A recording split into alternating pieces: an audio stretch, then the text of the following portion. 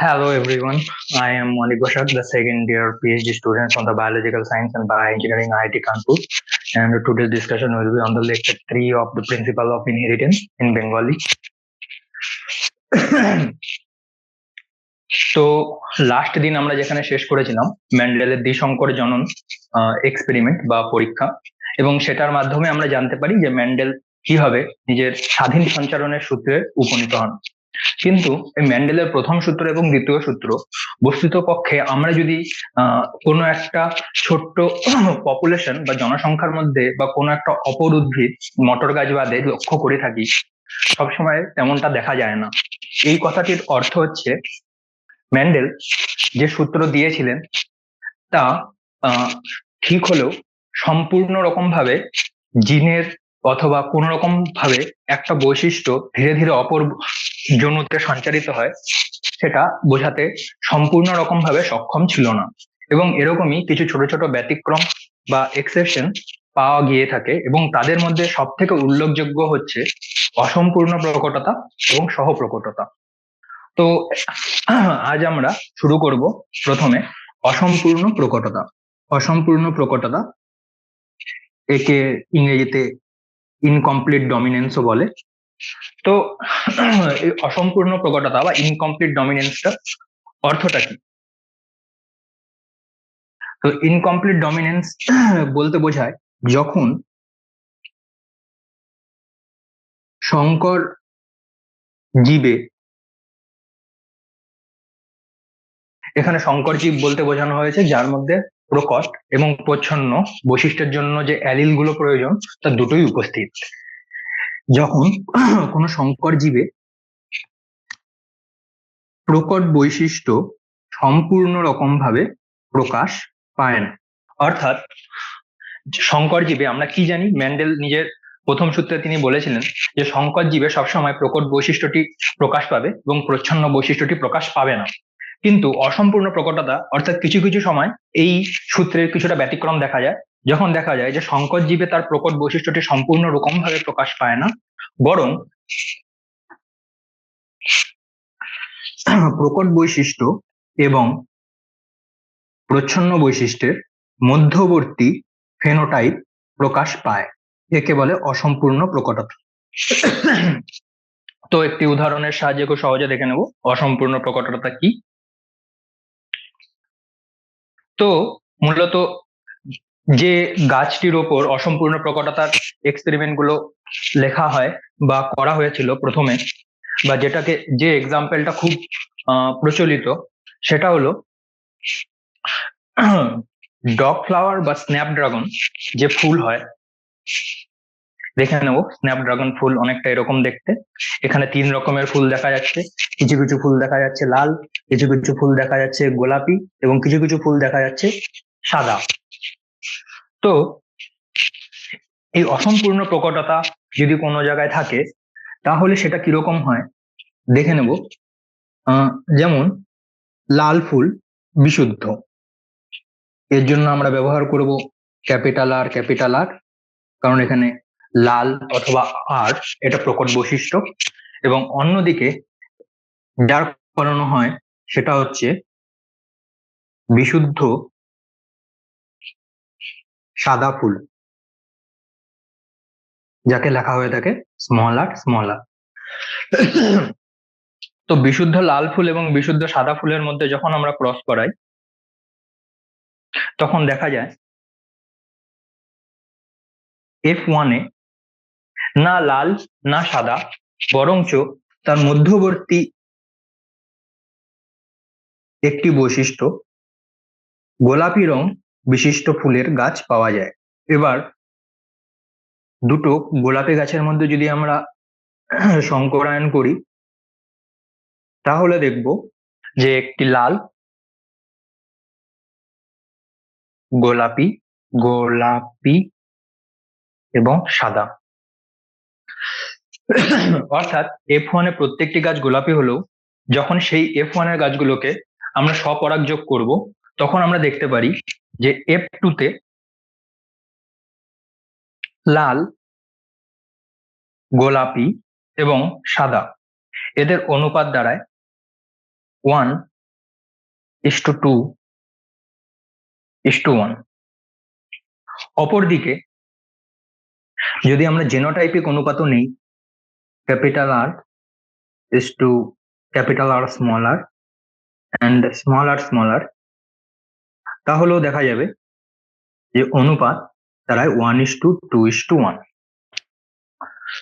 তো evening primrose Snapdragon এই গাছটিতে লাল ফুল বিশিষ্ট কোনো একটা বিশুদ্ধ গাছের সাথে সাদা ফুল বিশিষ্ট কোনো একটি বিশুদ্ধ গাছের যদি আমরা ক্রস করাই, F1 এ প্রত্যেকটি গাছ গোলাপি রঙের হবে, এবং এই গোলাপি রঙের গাছগুলোকে যদি আমরা আবার স্বপরাগযোগ করাই, তাহলে দেখা যাবে যে F2 জনুতে ফেনোটাইপিক অনুপাত আসবে লাল ইস্টু গোলাপি ইস্টু সাদা 1:2:1, এবং সেরকমই জিনোটাইপিক অনুপাত 1:2:1।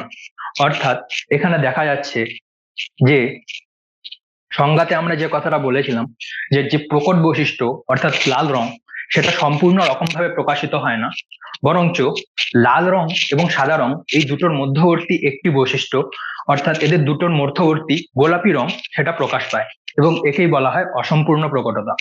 তো অসম্পূর্ণ প্রকটতার ক্ষেত্রে যে বিশেষ বৈশিষ্ট্যটি সবসময় নজরে রাখবে, যে আমরা নর্মালি এক সংকট জননের সময় যেটা ভাবতাম যে প্রকট ইস্টু প্রচ্ছন্ন 3:1 হয়ে থাকে, শুধু কিন্তু অসম্পূর্ণ প্রকটতার সময় সেটা 1:2:1 গিয়ে দাঁড়ায়। এবং অসম্পূর্ণ প্রকটতার সব থেকে বড় যে ইম্পর্টেন্স অথবা প্রয়োজনীয়তা, যেটাকে পরবর্তীকালে বিভিন্ন অন্যান্য কাজে এক্সপ্লয়েট করা হয় অথবা ব্যবহার করা হয়, সেটা হচ্ছে যে অসম্পূর্ণ প্রকটতা যদি থাকে, প্রকটতা উপস্থিত থাকলে হেটেরোজাইগাস নিজের আলাদা ফেনোটাইপ প্রকাশ করে। অর্থাৎ মেন্ডেলের প্রথম সূত্র থেকে অথবা মেন্ডেলের সিদ্ধান্ত থেকে আমরা যেটা জানতাম যে সংকর জীবে সবসময় প্রকট বৈশিষ্ট্য প্রকাশ পায়, কিন্তু অসম্পূর্ণ প্রকটতার সময় আমরা জানি যে সংকর জীবে অনেক সময় প্রকট এবং প্রচ্ছন্নর মধ্যবর্তী বৈশিষ্ট্যও প্রকাশ পায়, এবং এটাই অসম্পূর্ণ প্রকটতা। এবং অসম্পূর্ণ প্রকটতার ইম্পর্টেন্স অথবা প্রয়োজনীয়তাটা এখানেই, যদি কোনো জীবের বৈশিষ্ট্যে অসম্পূর্ণ প্রকটতা থাকে, সেক্ষেত্রে হেটারোজাইগাস জীবেরা নিজেদের আলাদা বৈশিষ্ট্য বা আলাদা ফেনোটাইপ প্রকাশ করে, সেটার সাথে প্রকট বৈশিষ্ট্যের বা প্রকট ফেনোটাইপের থেকে আলাদা হয়। এবার দেখে যাব মেন্ডেলের আরো একটি সিদ্ধান্ত, সেটা হচ্ছে সহপ্রকটতা। তো সহপ্রকটতাটা কি, অথবা কোডমিনেন্স।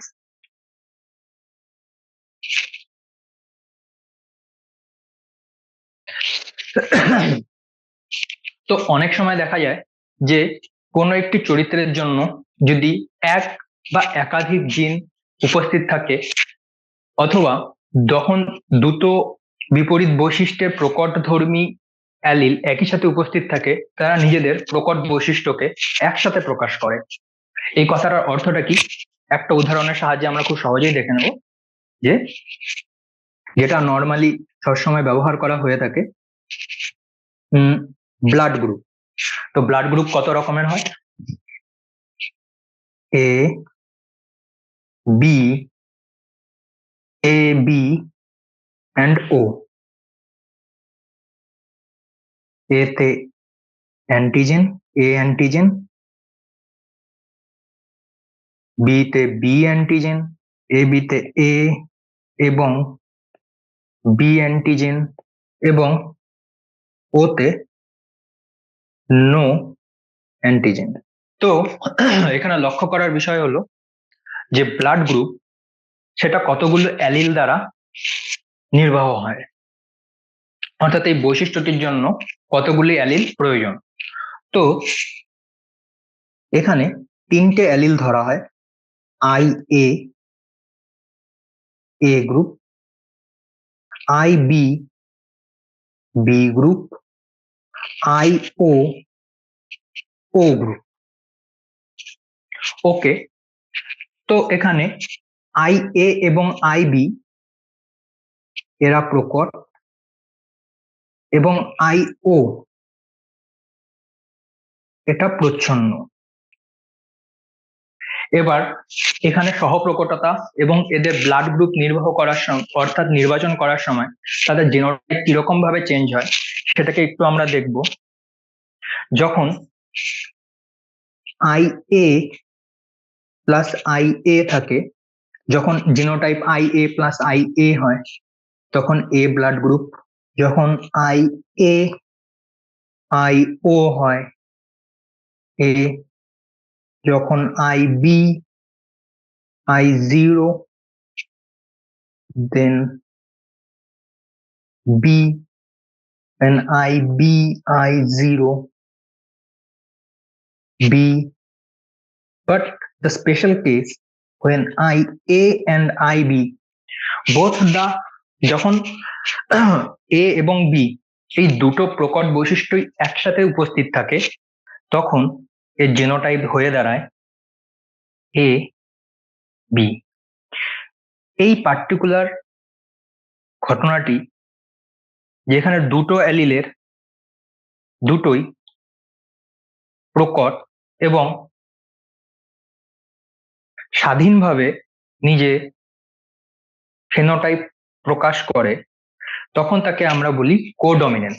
অর্থাৎ বোথ IA এবং IB এই দুটোই প্রকট বৈশিষ্ট্য ছিল এবং IA এবং IB এই দুটো প্রকট অ্যালিল যখন একটি জীবে উপস্থিত থাকে তখন তার ব্লাড গ্রুপ হয়ে দাঁড়ায় A এবং B। এবং AB ব্লাড গ্রুপ সম্পর্কে আমরা কি জানি? AB ব্লাড গ্রুপে A অ্যান্টিজেন বর্তমান এবং B অ্যান্টিজেন বর্তমান। এবং এই পার্টিকুলার ইনস্টেন্স বা এই পার্টিকুলার ঘটনাটিকে বলা হয় সহপ্রকটতার উদাহরণ। তো আবারও বলছি, সহপ্রকটতা আর কিছুই নয়, দুটো প্রকট বৈশিষ্ট্যের জন্য ডাই অ্যালিল একসাথে থাকবে এবং তারা নিজেদের প্রকট বৈশিষ্ট্যটিকে একে অপরের তুলনায় সম্পূর্ণ স্বাধীন রকম ভাবে প্রকাশ করবে। অর্থাৎ একে অপরকে প্রভাবিত করবে না। এমনটা হবে না যে IA আছে জন্য IB বৈশিষ্ট্যটি প্রকাশ পাচ্ছে না অথবা IB আছে জন্য IA বৈশিষ্ট্যটি প্রকাশ পাচ্ছে না। IA এবং IB দুজনেই প্রকাশ পাবে এবং তার রক্তের ব্লাড গ্রুপ হয়ে দাঁড়াবে AB এবং রক্তে উপস্থিত A অ্যান্টিজেন এবং B অ্যান্টিজেন দুই থাকবে। তো এখান থেকে আমরা বলতে পারি সহপ্রকটতার সংজ্ঞা কি বলা যেতে পারে যে যখন সংকর জীবে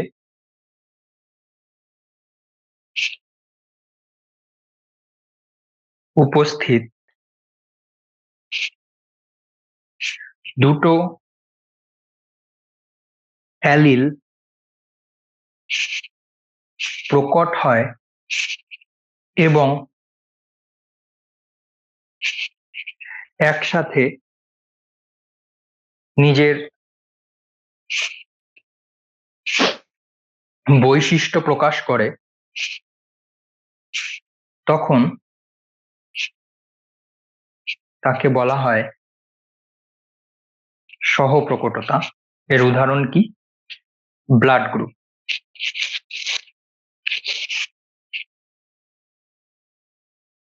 এবং পার্টিকুলারলি এই ইনস্ট্যান্সে আমাদের কিরকম ভাবে ক্রসিং গুলো চেঞ্জ হয় সেটা একটু দেখে নেব। যেমন ধরা যাক IA কারো সাথে ক্রস করানো হচ্ছে IB এবং IB। প্রথম অপত্য জনুতে সবাই IA সবাই IB এবং AB ব্লাড গ্রুপ। অন্যদিকে যখন IAI0 ক্রস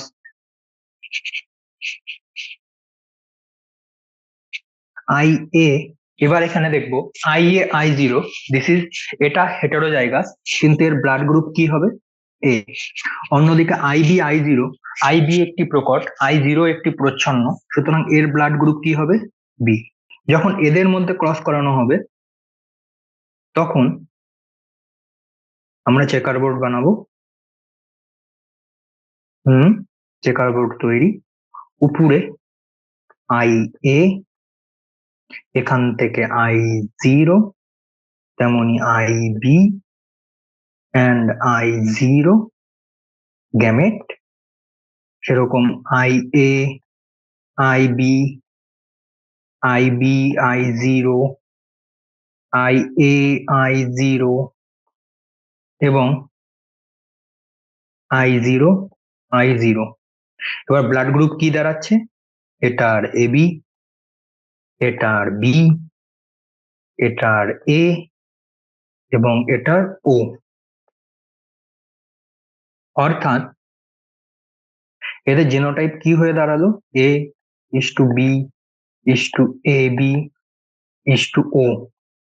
1:1:1:1।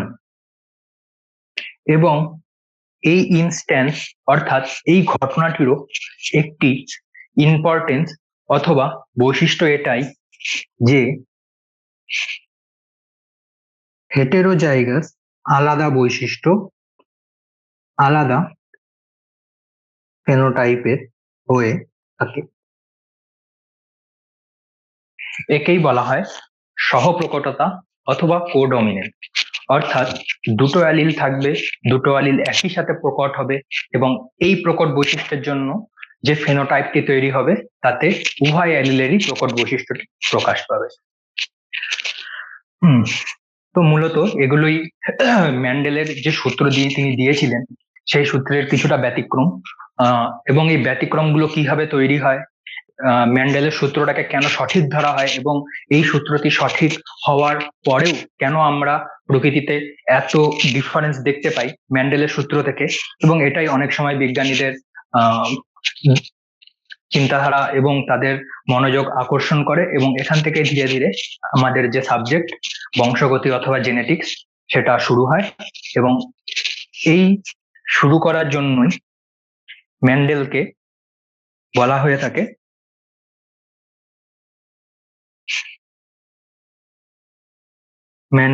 কি বলা হয়ে থাকে? বংশগতি বিদ্যার জনক, ইংরেজিতে ফাদার অফ জেনেটিক্স। তো ম্যান্ডেলকে নিয়ে আপাতত যা আলোচনা হয়েছে তাতে আর খুব সামান্য অংশই পড়ে রয়েছে এবং তার মধ্যে দুটো প্রশ্ন খুবই ইম্পর্টেন্ট এবং তার মধ্যে প্রথম প্রশ্নটি হচ্ছে ম্যান্ডেল শুধুমাত্র মটর গাছকেই কেন বেছেছিলেন? অর্থাৎ ম্যান্ডেল মটর গাছকেই কেন নির্বাচন করেছিলেন? তো মটর গাছকে নির্বাচন করার অনেকগুলো কারণ রয়েছে, তার মধ্যে একটা হচ্ছে মটর গাছের যে ফুল হয় সেটা উভলিঙ্গ ফুল হয়। এই কথাটির অর্থটা কি? অর্থাৎ সেই গাছে পুরুষ ফুল অথবা পরাগরেণু উৎপাদনকারী অঙ্গ এবং স্ত্রী ফুল অর্থাৎ ডিম্বাণু উৎপাদনকারী অঙ্গ অর্থাৎ ডিম্বাশয় এবং পরাগধানী দুটোই একসাথে উপস্থিত থাকে। এবং এর ফলে সুবিধা কি হয় যে স্বপরাগযোগ ঘটানো এই ফুলে খুবই সহজ।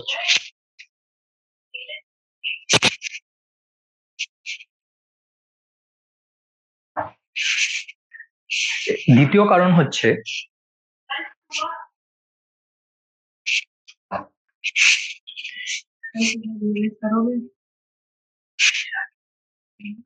कल कौन सा तारीख है?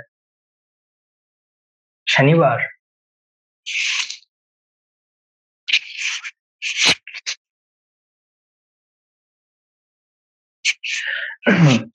এই ফুলটি উভলিঙ্গ হয়। দ্বিতীয় কারণ আমরা জানবো স্বপরাগযোগ এবং ইতর পরাগযোগ দুই সম্ভব। স্বপরাগযোগ এবং ইতর পরাগযোগ দুই সম্ভব। তো স্বপরাগযোগ এবং ইতর পরাগযোগের সম্পর্কটা কি? প্রথম কথা জেনে নিই, মটর গাছ একটি লেগিউম বা সিম্বি গোত্রীয় উদ্ভিদ এবং এর সব থেকে বড় সুবিধা হচ্ছে এর ফুলের যে জনন অংশ হয় অর্থাৎ ডিম্বাশয় এবং আহ পুংদণ্ড, সেই দুটোই খুব বড় হয়ে থাকে এবং খুব স্পষ্ট হয়ে থাকে, এবং এর জন্য এর মধ্যে ক্রসিং করানোটা খুব সহজ। মূলত ইতর পরাগযোগ বলতে বোঝানো হয়ে থাকে, ইতর কথাটির অর্থ হচ্ছে গিয়ে পশু, মূলত আহ কীট পতঙ্গ, বেসিক্যালি মৌমাছির দ্বারা যে সব পরাগ মিলন হয়ে থাকে সেটাকে ইতর পরাগযোগ বলে।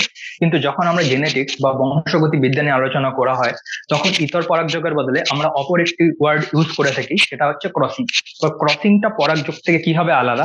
মূলত ইতর পরাগযোগের সময় যখন পরাগ মিলন হয়, তখন মৌমাছি বা অন্যান্য কীটপতঙ্গ অর্থাৎ বা বায়ু বা জলের মাধ্যমে যেভাবেই পরাগ মিলন হয়ে থাকুক না কেন, সেটাতে কারোর কোনো কন্ট্রোল থাকে না। অর্থাৎ মৌমাছিরা জানে না যে না, এখন আমি একটি লম্বা বা ছোট মটর গাছ থেকে এবার আমাকে নিষিক্ত করতে হবে অপর একটি লম্বা বা ছোট মটর গাছকে, এরকম থাকে না। কিন্তু ক্রসিং এর সময় একটি মানুষ অথবা যাকে বলা হয়ে থাকে প্ল্যান্ট ব্রিডার, এবং এই প্ল্যান্ট ব্রিডাররা মূলত কোন ফুলের সাথে কোন গাছের কোন ফুলের পরাগ মিলন হবে সেটাকে নির্বাচন করে থাকেন। এবং মটর গাছের ক্ষেত্রে এই নির্বাচনের কাজটি এবং এই পরাগ মিলনের কাজটি খুবই সহজ, কারণ এর যে জনন অঙ্গ হয় তা একই ফুলেই বর্তমান থাকে, এবং এরা যথেষ্টই বড় এবং স্পষ্ট হয়, তার জন্য এদের সাথে কাজ করা খুব সহজ। এবং 3 নম্বর কারণটি হচ্ছে বিপরীতধর্মী বৈশিষ্ট্যগুলি খুবই স্পষ্ট। বিপরীতধর্মী বৈশিষ্ট্যগুলি খুবই স্পষ্ট। এই কথাটির অর্থটা কি? এই কথাটির অর্থ, ম্যান্ডেল যখন 7 জোড়া বৈশিষ্ট্য নির্বাচন করেছিলেন, তিনি দেখতে পারেন মটর গাছের মধ্যে যে বিপরীতধর্মী বৈশিষ্ট্যগুলো আছে, অর্থাৎ একটি গাছ খাটো, অপর একটি গাছ লম্বা, একটি গাছের ফুলের রং নীল, একটি গাছের ফুলের রং সাদা, একটি গাছের ফুল কাক্ষিক হয়, একটি গাছের ফুল অ্যাক্সিস বা একদম উপরে থাকে। তো এইসব থেকে ম্যান্ডেল একটা জিনিস লক্ষ্য করেছিলেন যে মটর গাছের মধ্যে যখন আমি 2 জোড়া বৈশিষ্ট্য সম্পর্কে নিয়ে আলোচনা করি, সেগুলো খুবই স্পষ্ট। অর্থাৎ ছোট গাছ এবং লম্বা গাছ আমাদেরকে মেজারমেন্ট বা কোন রকম ফিতা বা কোনো কিছু স্কেল দিয়ে মেজার করার প্রয়োজন হয় না, বরঞ্চ আমরা সেটাকে দেখেই বলতে পারি এটা একটি ছোট গাছ এবং এটা একটি লম্বা গাছ। এই কথাটির অর্থটি হলো যে বিপরীতধর্মী যে বৈশিষ্ট্যগুলো আছে সেগুলো খুব শার্প, অর্থাৎ সেরকম ভাবে কোনো যন্ত্রপাতি ইউজ না করেই তুমি সেগুলোকে বুঝতে পারো। এবং এটাই ছিল মূলত ম্যান্ডেলের মটর গাছকে নিয়ে রিসার্চ করার প্রধান কারণ। এবং চতুর্থ কারণ হচ্ছে অল্প সময়ে বংশ বৃদ্ধি। এই কথাটির অর্থ হচ্ছে গিয়ে বীজ থেকে পরবর্তী প্রজন্মের, সাপোজ F1 এর বীজ থেকে F2 এর বীজ কালেক্ট করা বা নেওয়া, এর মধ্যে সময় হয়ে থাকে 3 থেকে 4 মাস। অর্থাৎ এই কথাটির অর্থটা কি? অর্থাৎ সাপোজ F1 এ যে বীজগুলো আমরা পাই, সেই বীজগুলোকে যখন আমরা রোপণ করি, সেখান থেকে নতুন গাছ হয় F2 তে, এবং F2 এর বীজগুলোকে আমরা কালেক্ট করি, এই সময়টা 3 থেকে 4 মাস। এবং এই 3 থেকে 4 মাস হওয়ার জন্যই বছরে একসাথে 3টে এক্সপেরিমেন্ট করা সম্ভব ছিল, এবং এটাও ম্যান্ডেলের মটর গাছকে নির্বাচন করার একটি কারণ। এবার চলে যাব ম্যান্ডেলের লাস্ট কনসেপ্ট, সেটা হচ্ছে গিয়ে ম্যান্ডেলকে কেন ভাগ্যবান বলা হয়। ম্যান্ডেলকে কেন ভাগ্যবান বলা হয়?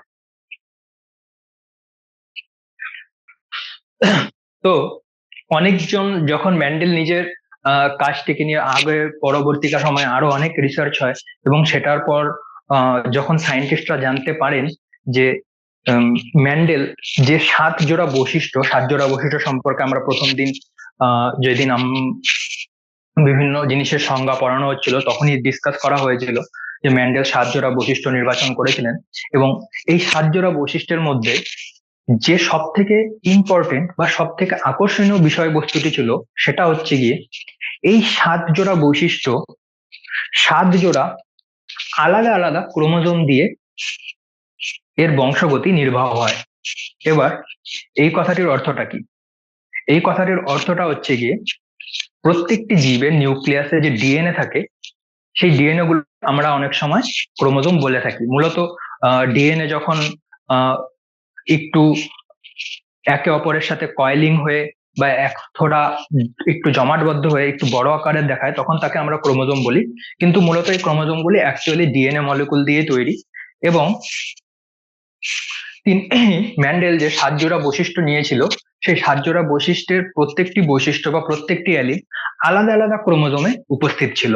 এবং এই আলাদা আলাদা ক্রোমোজোম বা আলাদা আলাদা ডিএনএ মলিকুলে উপস্থিত হওয়ার জন্য কি হয়েছিল, একটি বৈশিষ্ট্যের সঞ্চারণ বা একটি বৈশিষ্ট্যের স্বাধীন বন্টন এক জনু থেকে অপর জনুতে আহ যাওয়া বা নিজের বংশগতি অপর কোনো একটি জিনের বংশগতি বা সঞ্চারণকে কোনো রকম ভাবেই প্রভাবিত করতো না। এই কথাটা আমরা কিভাবে বুঝতে পারি? সেদিন যখন দ্বিসংকর জনন পরীক্ষায় দেখা যায় যে দ্বিসংকর জনন পরীক্ষার যে 9:3:3:1 যে ফেনোটাইপিক অনুপাত আমরা পেয়েছিলাম, কিন্তু দ্বিসংকর জনন পরীক্ষায় যে ফলাফল পাওয়া যায় সেটাতে কিন্তু কখনোই এক সংকর জনন পরীক্ষার কোন রকম ফলাফলকে নাকচ করেনি। অর্থাৎ এক সংকর জনন পরীক্ষায় যে ফলাফল পাওয়া গেছিল, দ্বিসংকর জনন পরীক্ষায় যে ফলাফল পাওয়া যায়, এরা একে অপরকে সাপোর্ট করে। কিরকম ভাবে? দ্বিসংকর জনন পরীক্ষাতেও আমরা দেখি যে প্রকট ইষ্টু প্রচ্ছন্ন এদের বৈশিষ্ট্যটাকে যদি অনুপাতকে যদি আমরা দেখি, তাহলে দেখবো 3:1। সে হলুদ ইষ্টু সবুজ যে এক্সাম্পলটা আমরা নিয়েছিলাম, সেটাও যেমন 3:1 থাকে, তেমনি গোলাকার এবং কুঞ্চিত এদের অনুপাতও 3:1 থাকে।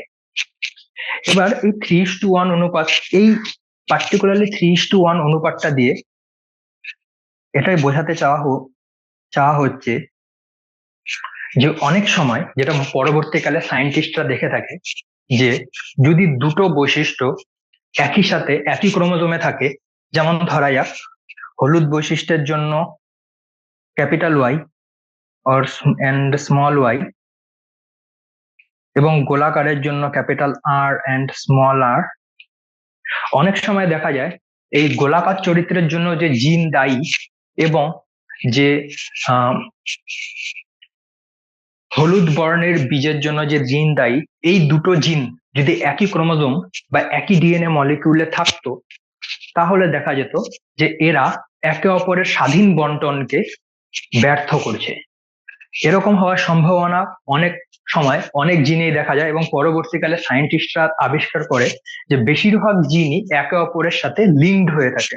মূলত এখানে কি বলা হচ্ছে, এটা একটু উঁচু ক্লাসের বিষয়বস্তু, কিন্তু তবুও আমরা জেনে রাখবো যে ম্যান্ডেল হয়তো তিনি জানতেন না, কিন্তু কোন রকম ভাবে তিনি যে 7 জোড়া ক্যারেক্টার তিনি নিয়েছিলেন, সেই 7 জোড়া ক্যারেক্টার আলাদা আলাদা 7 জোড়া ক্রোমোজোম দ্বারা তাদের বংশগতি নির্বাহ হতো।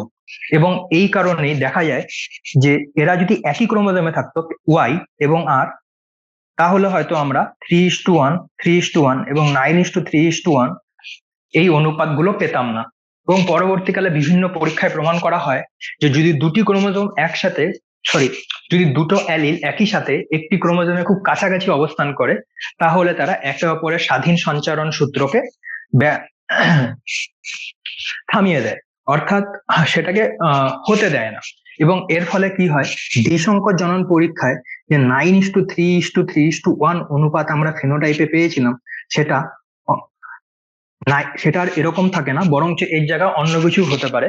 এবং সেগুলো কিরকম ভাবে জিন একে অপরের সাথে ইন্টারঅ্যাক্ট করে সেটার উপর ডিপেন্ড করে। কিন্তু ম্যান্ডেলের পরীক্ষায় 9:3:1 এই বিশেষ অনুপাতটি আসার একমাত্র কারণ হচ্ছে 7 জোড়া বৈশিষ্ট্য 7টি আলাদা আলাদা ক্রোমোজোম বা ডিএনএ মলিকুলে ছিল। তো ম্যান্ডেলকে কেন ভাগ্যবান বলা হয়? সেখানে এটা বলা যেতে পারে যে যখন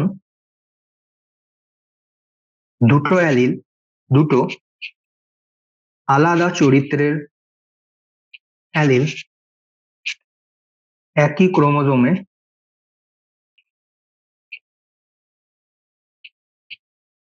উপস্থিত থাকে তখন তারা একে অপরের স্বাধীন সঞ্চারণকে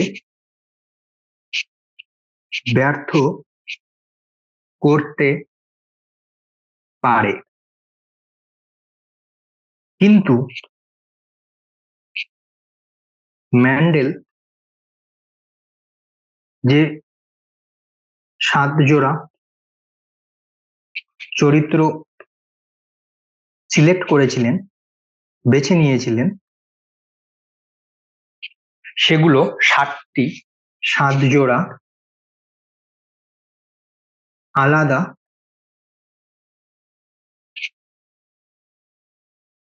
ক্রোমোজোম দ্বারা নির্বাহ হতো। তাই মেন্ডেলকে ভাগ্যবান বলা হয়।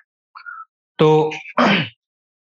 মূলত এটাই যে মেন্ডেলকে কেন ভাগ্যবান বলা হয়, এবং দ্বিসংকর জনন পরীক্ষার পর যে পোর্শনটুকু মেন্ডেলের সূত্র থেকে বাকি ছিল তা ছিল অসম্পূর্ণ প্রকটতা, সহপ্রকটতা বা কোডমিনেন্স, এবং মেন্ডেলের মটর গাছকেই নির্বাচন করার কারণ কি, এবং মেন্ডেলকে কেন ভাগ্যবান বলা হয়ে থাকে।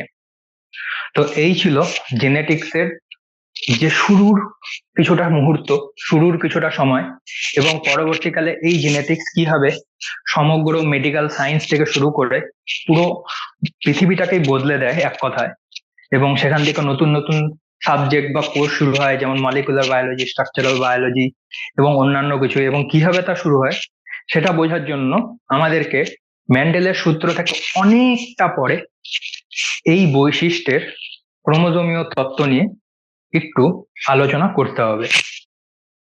তো আজকে আমরা দেখব যে বংশগতির যে এত সূত্র আমরা পড়লাম সেগুলোর সাথে ক্রোমোজোমীয় তত্ত্বর মিল বা অমিলটা কোথায়। এখানে ক্রোমোজোমীয় তত্ত্ব বলতে যেটা সবার আগে আমাদের জানা উচিত, মেন্ডেল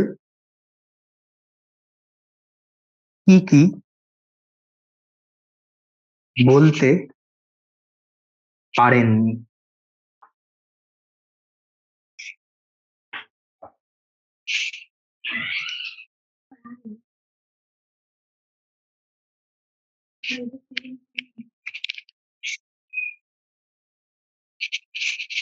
এর প্রথমটা হচ্ছে মেন্ডেল প্রত্যেকটি জীবে বৈশিষ্ট্যের জন্য যে ফ্যাক্টরের কথা বলেছিলেন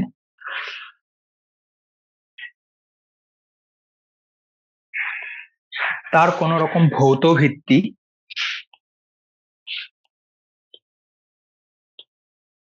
তিনি বলতে পারেননি। এই কথাটির অর্থটা কি? এই কথাটার অর্থ হচ্ছে মেন্ডেল যখন বলেছিলেন ফ্যাক্টর, তিনি জানতেন না এই ফ্যাক্টরটা আসলে কি জিনিস, এবং এই ফ্যাক্টরটা জীবের কোথায় কিরকম ভাবে থাকে, এবং ঠিক ওই সময় আমরা ততক্ষণ সেল বা কোষ সম্পর্কে অনেকটা কিছুই জানতাম না, এবং এই জন্যই মূলত এখন আমরা যাকে জিন, ক্রোমোজোম অথবা ডিএনএ বলে থাকি, এই জিনিসগুলো সেই সময় অজানা ছিল, এবং এখান থেকেই শুরু হয় এদেরকে ধীরে ধীরে খুঁজে বের করার দৌড়, এবং এভাবেই তৈরি হয় বংশগতির ক্রোমোজোমীয় তত্ত্ব।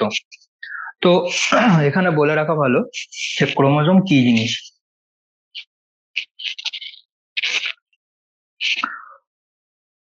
মূলত সেল ডিভিশনের সময় নিউক্লিয়াসে অনেকটা এরকম টাইপের প্রবর্ধক দেখা যায়। এই জিনিসগুলো কি?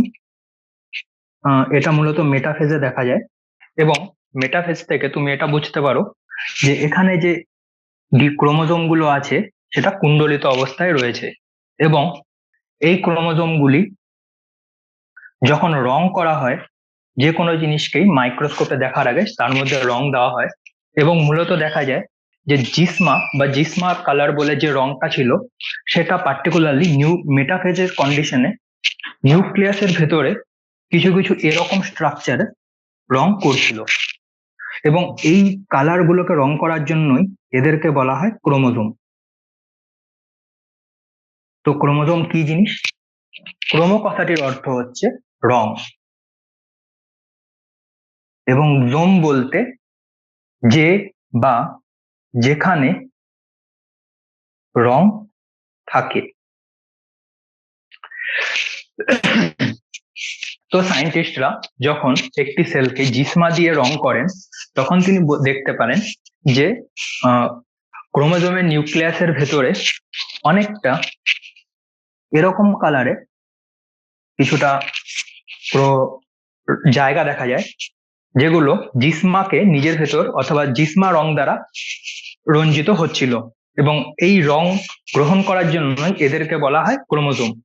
পরবর্তীকালে সায়েন্টিস্টরা লক্ষ্য করেন এই যে ক্রোমোজোমগুলি আছে, এই ক্রোমোজোমগুলি মেটাফেজ একটি কোষ বিভাজনের একটি দশা, সেই বিষয়ে আমরা পরে আলোচনা করব। তো মূলত এগুলো নিউক্লিয়াসে উপস্থিত থাকে, এবং মোস্ট অফ দ্য টাইম এমনটা দেখা যায় এই ক্রোমোজোম মেটাফেজ দশা ছাড়া মূলত দশাতে অনেকটা কুণ্ডলীকৃত অবস্থায় উপস্থিত থাকে। এটা হচ্ছে নিউক্লিওলাস,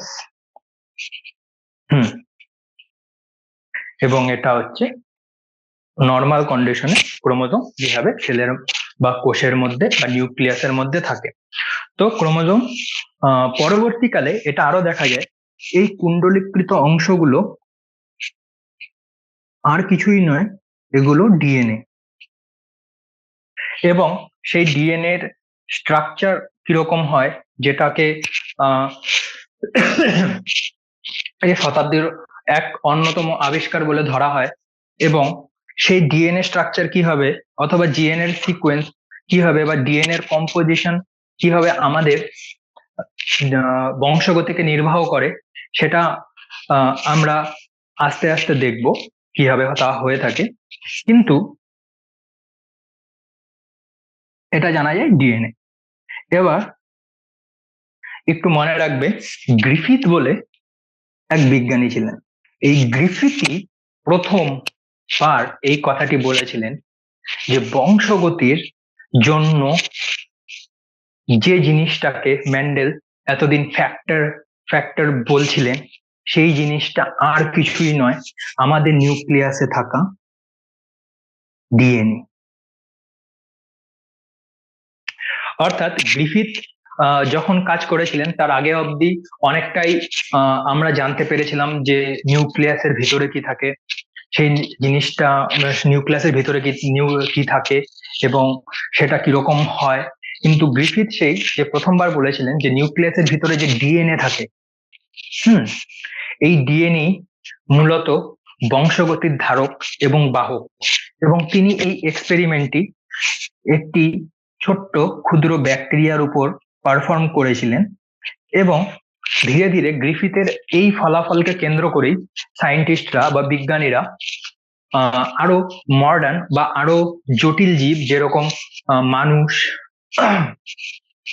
ইঁদুর, অন্যান্য গাছ, উদ্ভিদ, এদের উপর পরীক্ষা করেন, এবং এদের উপর পরীক্ষা করেও তারা একই রেজাল্টে এসে উপস্থিত হন যে এই যে ক্রোমোজোম এবং ক্রোমোজোমের ভিতরে যে ডিএনএ মলিকুল থাকে, ক্রোমোজোমের ভিতরে না, ক্রোমোজোম নিজেই একটি ডিএনএ মলিকুল দিয়ে তৈরি হয়। তো এই যে ক্রোমোজোম বা ডিএনএ থাকে, এবং এই ডিএনএ গুলি আসলে বংশগতির ধারক এবং বাহক হিসাবে কাজ করে। অর্থাৎ আমরা আজকে এত যে পড়ছিলাম IA, I0, then the topic is IA, I0, এগুলো কি জিনিস? এগুলোকে আমরা এতদিন ফ্যাক্টর বলছিলাম, কিন্তু গ্রিফিথের পরীক্ষা বলে যে না, এগুলো আসলে কোন রকম কোনো ফ্যাক্টর নয়, এগুলো আসলে ডিএনএ, আর ডিএনএ এগুলোকে বংশগ্রহণ করে। তো ডিএনএ থেকে কিভাবে বংশগতির সম্পূর্ণটুকু অর্থাৎ এক জনু থেকে অপর জনুতে পুরোটা সঞ্চারিত হয়, সেটাকে ব্যাখ্যা করার জন্য অপর একজন বিজ্ঞানী, তার নাম ক্রিক, তিনি একটি মডেল দিয়েছিলেন, এবং সেই মডেলটা কি সেটা একটু আমরা দেখে নেব। এটাকে বলা হয় সেন্ট্রাল ডগমা। তো সেন্ট্রাল ডগমা বলতে কি? সেন্ট্রাল বলতে কেন্দ্রীয়। এখানে এই শব্দটিকে পার্টিকুলারলি কেন্দ্রীয় এর জন্য বলা হচ্ছে, পৃথিবীতে যে কোনো জীবের যে কোনো বৈশিষ্ট্যের প্রকাশ যখন হবে, তখন এই সেন্ট্রাল ডগমা বা এই মডেলটি কি করবে, এর জন্য একে বলা হয় সেন্ট্রাল। যে কোনো রকম কাজ, যে কোনো রকম কিছু, যে কোনো রকম জৈবিক প্রক্রিয়ায় যা সব সময় থাকে, সেটার জন্য এটাকে বলা হয় কেন্দ্রীয়। এবং ডগমা বলতে বোঝানো হয়েছে অপরিবর্তনশীল, অর্থাৎ তাকে চেঞ্জ করা যায় না। অর্থাৎ সেন্ট্রাল ডগমার বৈশিষ্ট্যই হচ্ছে গিয়ে সব এই পৃথিবীর সমস্ত জৈবিক ক্রিয়ার পেছনে সে কেন্দ্রীয় অপরিবর্তনশীল মডেলটা থাকে, সেটাকেই বলা হয় সেন্ট্রাল ডগমা। এবং এই সেন্ট্রাল ডগমাটাতে ফ্রান্সিস ক্রিক কি বলেছিলেন সেটা একবার দেখে নিই। তিনি বলেছিলেন যে ডিএনএ যে মলিকুল থাকে, এই ডিএনএ মলিকুল থেকে সবার প্রথমে তৈরি হয় আরএনএ। ডিএনএ কি? D oxy ribo nucleic acid. অপরদিকে আরএনএ কি? Ribo nucleic acid. এবং ডিএনএ এবং আরএনএ থেকে তৈরি হয় প্রোটিন, অথবা একে এনজাইম ধরা যেতে পারে, উৎসেচক। আমরা প্রত্যেকেই জানি উৎসেচক আসলে প্রোটিনই হয়, যে মূলত যতগুলো উৎসেচক এখনো পর্যন্ত জীবজগতে পাওয়া যায়, একটি বাদ দিয়ে তার সবাই প্রোটিনেসিয়াস হয়ে থাকে। তো বলা হয় যে ডিএনএ থেকে প্রথমে একটি আরএনএ তৈরি হয়, এবং আরএনএ থেকে তৈরি হয় প্রোটিন। এই প্রোটিন বা এনজাইম সমস্ত জৈবিক ক্রিয়ায় অংশগ্রহণ করে, এবং জীবের যে বৈশিষ্ট্য আমরা প্রকাশ পাই, সেটাকে মূলত কোনো একটি প্রোটিনই প্রকাশ করে থাকে। তো কিভাবে এটি প্রকাশ করে থাকে সেটার জন্য একটা উদাহরণ আমরা নিতে পারি। সেটা হচ্ছে, ধরা যাক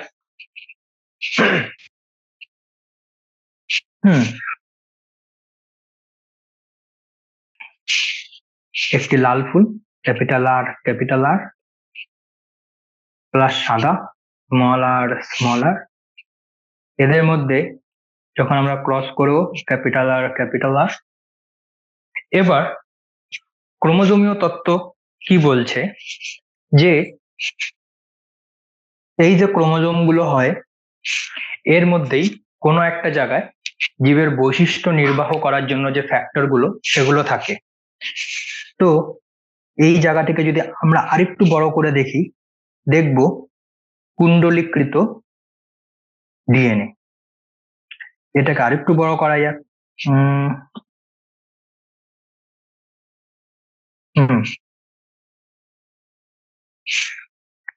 মূলত একটি ডিএনএ তে অনেকগুলো বৈশিষ্ট্যের জন্য যে ফ্যাক্টর গুলো প্রয়োজন সেগুলো উপস্থিত থাকে, এবং ডিএনএর একটি স্ট্রেচ বা একটি অংশ,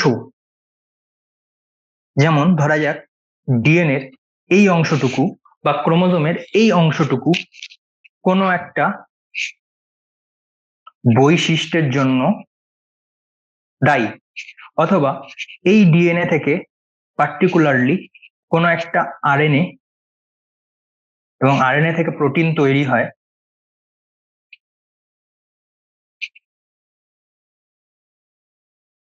যা লাল রঙের জন্য দায়ী। অর্থাৎ একটি ডিএনএ বা একটি ক্রোমোজোমের যেটুকু অংশ, সামান্য একটু অংশ এখানে, যা কোনো একটি ফুলকে তার লাল রং দেওয়ার জন্য যায়, এবং সেটা কিভাবে করে দেয়? প্রথমত একটি ক্রোমোজোম বা ডিএনএ যে অংশটুকু লাল রঙের ফ্যাক্টরের উপস্থিত, সেখান থেকে প্রথমে একটা এমআরএনএ তৈরি হবে। এখানে বলে রাখা প্রয়োজন, ডিএনএ থেকে যখন আরএনএ তৈরি হয় তখন ডিএনএটা ডিএনএই থাকে, আরএনএ অন্যরকম ভাবে তৈরি হয় এবং সেটা ডিএনএ এর উপর বেস করে তৈরি হয়। কখনোই এমনটা না যে ডিএনএ আরএনএ তে রূপান্তর। এটা সম্পূর্ণই ভুল এবং এটা যথেষ্ট ইম্পর্টেন্ট যে ডিএনএ কখনোই আরএনএ তে রূপান্তরিত হয় না। ডিএনএ এর উপর বেস করে বা ডিএনএ এর উপর যে টেমপ্লেট অথবা ডিএনএ কে একটা ছাঁচে রেখে আরএনএ তৈরি হয় এবং আরএনএ থেকে একটি প্রোটিন তৈরি হয় এবং সেই প্রোটিনই মূলত এখানে ফুলকে লাল রং দিচ্ছে। অর্থাৎ আমরা কি বুঝতে পারলাম যে ডিএনএ জীবের বৈশিষ্ট্য ধারণ করে।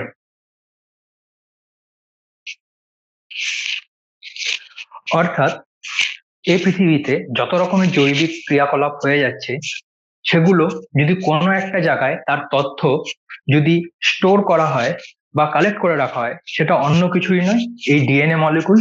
এবং এই ডিএনএ মলিকুল গুলো খুবই ছোট হয়, অনেকটা সুতোর মতো, এবং এই সুতোগুলো একে অপরের সাথে জড়া পাল্টা করে একটি বড় এবং ক্রোমোজোম তৈরি করে। বড় বলতে গেলে নর্মাল ডিএনএ মলিকুল থেকে ক্রোমোজোম অনেকটাই বড় হয়। এবং এই ক্রোমোজোম গুলো কিভাবে তৈরি হয়? ঠিক যেরকম ভাবে বললাম, ডিএনএ একটা সুতোর মতো হয়, সেটা কুণ্ডলী পাকিয়ে পাকিয়ে পাকিয়ে একটা ক্রোমোজোম তৈরি করে, এবং এই ডিএনএ মলিকুল থেকে একটি ক্রোমোজোম তৈরি হয়। অর্থাৎ যখন আমরা কোথাও শুনবে কোনো একটি জীবের ক্রোমোজোম সংখ্যা 14, কোনো একটি জীবের ক্রোমোজোম সংখ্যা 26, এর কথাটির অর্থ হচ্ছে গিয়ে সেই জীবের প্রতিটি নিউক্লিয়াসে যতগুলো ক্রোমোজোম আছে ততগুলো ডিএনএ মলিকুল আছে। অর্থাৎ একটি ক্রোমোজোম একটি ডিএনএ মলিকিউল। তো এই প্রত্যেকটি ক্রোমোজোম বা একটি ডিএনএ মলিকুলে অনেক বৈশিষ্ট্যের, অনেক চারিত্রিক বৈশিষ্ট্য ধারণ করে,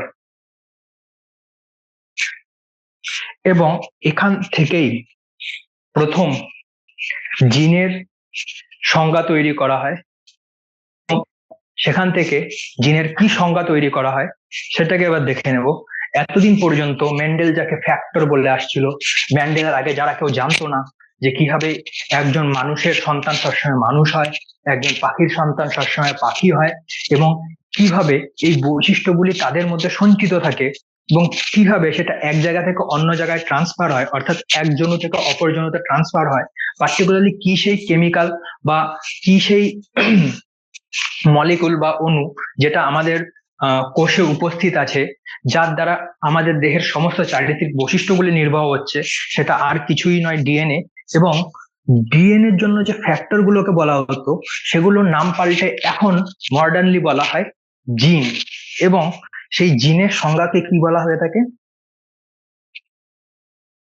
একটি ডিএনএ তে অনেকগুলো চারিত্রিক বৈশিষ্ট্যের জন্য ফ্যাক্টর থাকবে, কিন্তু ডিএনএ এর যে অংশগুলো প্রোটিন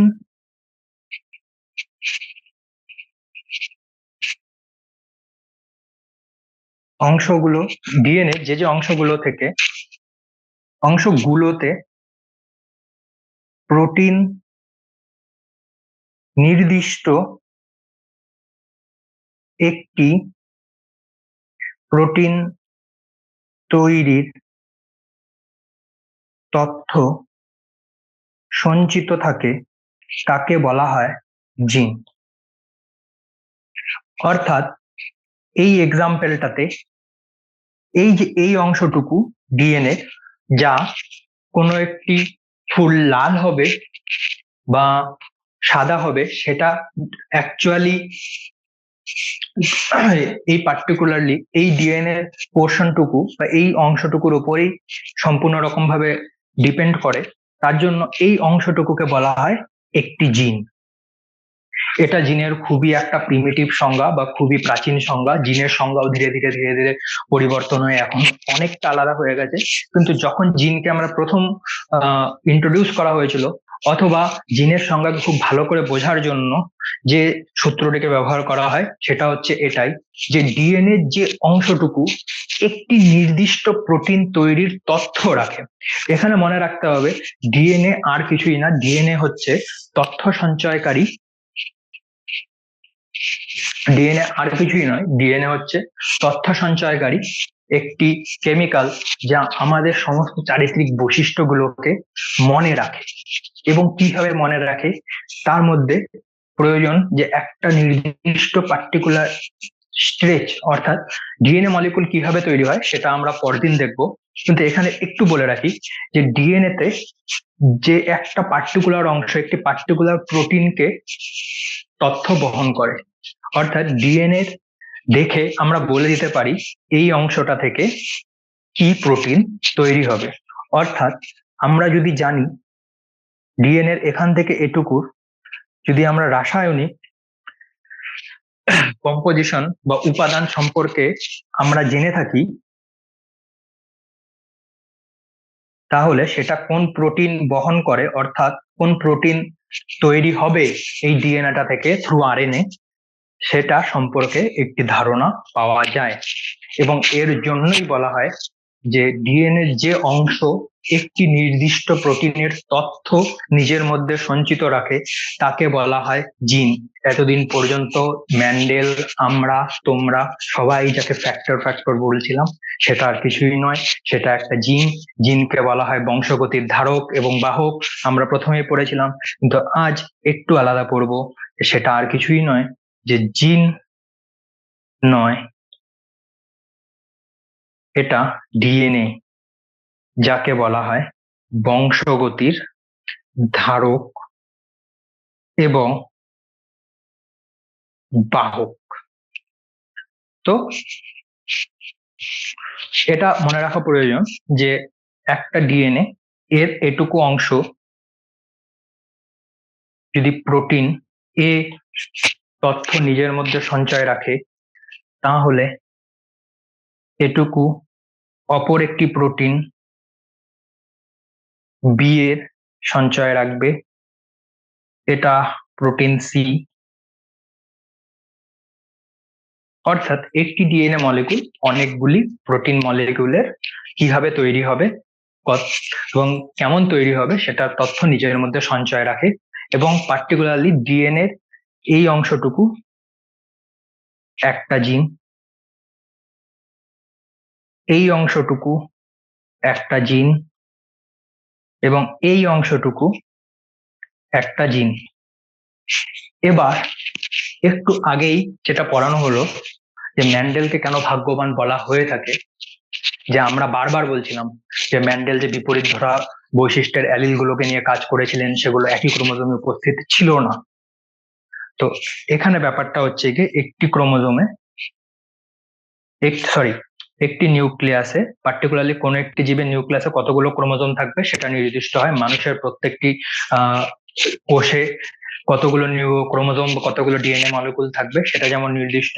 একটি পাখি, একটি ময়ূর, একটি বেড়াল, একটি কুকুর এবং একটি গাছের নিউক্লিয়াসে কতগুলো ক্রোমোজোম থাকবে, এবং প্রত্যেকটা ক্রোমোজোম একটা ক্রোমোজোম থেকে আলাদা হয়। অর্থাৎ আমার যা ক্রোমোজোম সেটা অবশ্যই একটি বানরের ক্রোমোজোম থেকে আলাদা, আমার যা ডিএনএ মলিকুল সেটা একটি কুকুরের ডিএনএ মলিকুল থেকে আলাদা, এবং প্রত্যেকটি প্রজাতি বা প্রত্যেকটি জীবের ডিএনএ কিছুটা আলাদা হয়ে থাকে।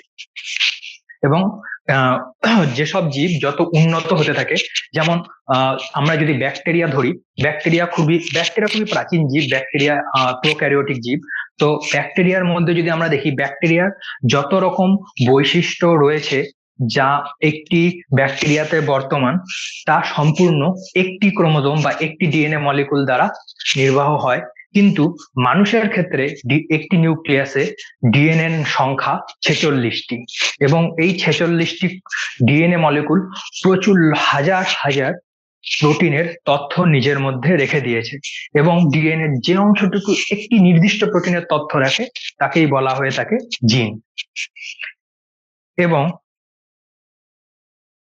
এটাই ছিল বংশগতির ক্রোমোজোমীয় তথ্য।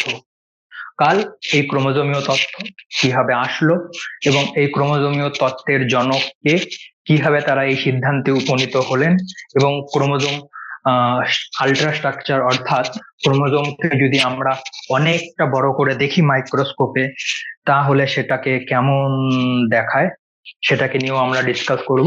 এবং অবশেষে ডিএনএ মলিকুল কিরকম হয়, তার আকৃতি কেমন হয়, এবং কিভাবে সেটা এত এত লক্ষ লক্ষ প্রোটিনের একটি ডিএনএ মলিকুল এত হাজার হাজার ডিএনএ এর তথ্য নিজের মধ্যে সঞ্চিত রাখে, এত জিন এর তথ্য নিজের মধ্যে সঞ্চিত রাখে, এত এত জিন কিভাবে একটি ডিএনএ মলিকুলের মধ্যে পাওয়া যায় সেটাকে আমরা দেখে নেব।